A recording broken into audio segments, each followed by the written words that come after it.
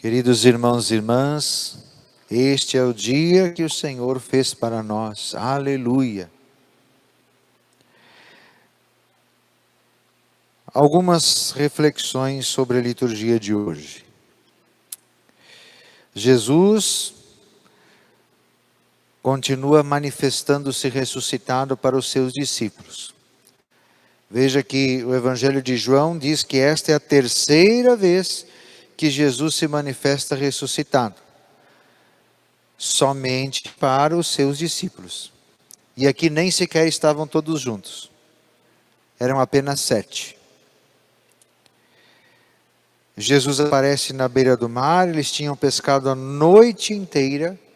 E sempre no Evangelho de João, tudo é mais profundo do que aquilo que nós ouvimos. Então, eles pescaram durante a noite. A noite significa a morte de Jesus, a noite significa ainda a obscuridade na compreensão deles de Jesus ressuscitado, de tudo que Jesus tinha dito que ia acontecer. Então, a noite significa ainda essa escuridão na consciência e no coração dos discípulos. É interessante que essa manifestação acontece à beira do mar de Tiberíades. Quem é que estava ali? Era o Pedro, o Tomé, supõe-se que o João, porque o discípulo amado a gente sempre associou com o João, né? Mas esses primeiros discípulos foram escolhidos e chamados por Jesus justamente na beira do mar. E agora é um novo recomeço para eles. É um recomeço na sua caminhada com Jesus. À beira do mar, Jesus convidou-os para deixarem tudo e segui-lo. Agora Jesus quer marcar um novo início para a missão deles. Por isso, vai se encontrar com eles lá na beira do mar. E eles estavam fazendo aquilo que faziam quando Jesus foi lá chamá-los. Jesus vai ao encontro deles justamente quando eles estão vivendo na escuridão da noite. E na escuridão da noite, eles não conseguem pescar nada. Todo o trabalho deles é infrutífero. Porém, quando amanhece, e amanheceu quando quem estava na beira da praia? Jesus. Jesus é o sol, Jesus é o amanhecer, Jesus é o novo dia que brota nas trevas, quebra a escuridão e traz a luz da salvação. Quando Jesus se manifesta e obedecendo a palavra de Jesus, eles lançam a rede e agora colhem tamanha quantidade de peixes que quase não conseguiam trazer para a beira do mar. Ou seja, Jesus com a sua palavra de novo age na vida dos discípulos e na presença de Jesus, que é a luz do mundo, que é a luz da humanidade, agora o trabalho dos discípulos rende. E rende num sentido de totalidade em João, porque 153 representam as 153 grandes nações que existiam na época. Então significa que diante da palavra de Jesus, quando Jesus se manifesta como luz da humanidade, a pregação dos discípulos vai chegar, vai acolher a todo o mundo, e apesar de tamanha quantidade e realidade de pessoas, culturas, raças, línguas, a igreja que acolhe todo este povo não se rompe, mas tem lugar para todos. E os discípulos, com a ajuda do Pedro, levam essa rede, de modo especial no final a gente vê Pedro sozinho arrastando essa rede inteira e colocando aos pés de Jesus, porque esta é a missão de quem conduz a igreja, levar todos e colocá-los aos pés de Jesus, que nos aguarda na praia ao raiar desse novo dia da ressurreição. Então, queridos e queridas, nós também obedeçamos a ordem de Jesus. Permitamos que o dia amanheça na nossa vida e nós possamos também contemplar a ação de Deus na nossa vida e através de nós para a salvação de toda a humanidade.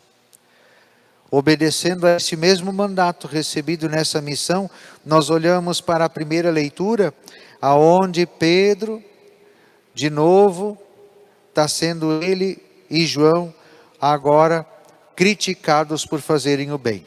Ora, se Jesus, que fez o bem e só fez o bem, sofreu, foi perseguido, por que não ia ser assim com os seus discípulos?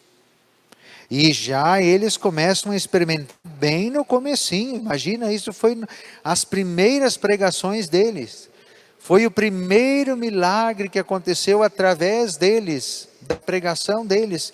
E eles já começam a enfrentar as dificuldades da missão que Jesus disse que ia acontecer. Por isso, nós também nos dias de hoje, como igreja, não devemos nos assustar com as dificuldades que aparecem na nossa missão de evangelizar. Não nos assustemos que exista perseguição à igreja e à pregação da palavra.